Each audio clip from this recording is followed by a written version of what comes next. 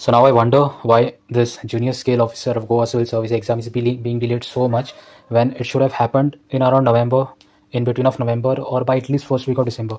But we see that it is being delayed and delayed and delayed, and we don't even know when it's going to happen. We used to think that this is being delayed because of Goa SSC exams, so maybe Zilla Parishad elections. But this is something else, and this was sent to me by one of our group members from a Telegram channel. And it says Supreme Court stays High Court order quashing FIR in junior scale officer recruitment scam.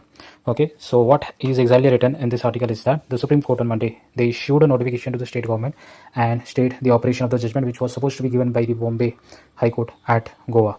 Okay, and had caused an FIR arising out of alleged irregularities in the recruitment process. Okay, so this was the thing. So basically the recruitment process for the junior scale officers, when it started around in 2011.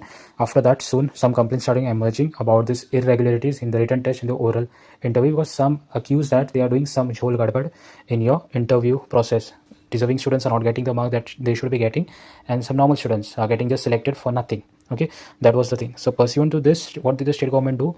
They referred this matter to the anti-corruption branch. Okay, they conducted the investigation, and the result of the investigation was some irregularities were there. Okay, some irregularities were there. So state government took some action against the Gpsc officials.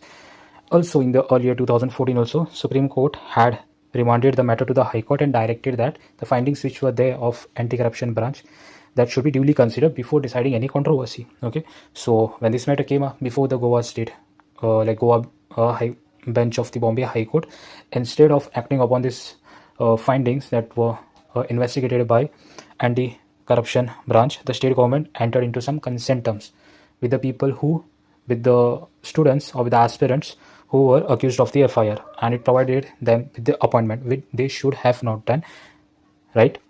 So accepting these terms, the High Court even disposed the writ petitions that were filed by some people, and also directed the state to issue appointment orders to the people who were accused of this FIR. Okay, so aggrieved, there was a guy, Sanjay D. Naik, an OBC category candidate who had secured highest marks in the written test but was displaced or not selected because of this irregular process.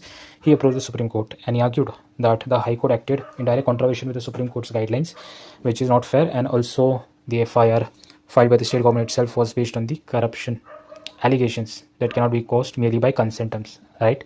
So the High Court did not act on the guidelines of the Supreme Court, but they acted exactly opposite to that. And he argued, the candidate Sanjay Naik, he argued that it is literally not fair to the students who really work hard day and night and just not getting selected because of this irregular process or whatever that has been going in that commission for all these years. So maybe it feels like it is a body formed through the constitution, but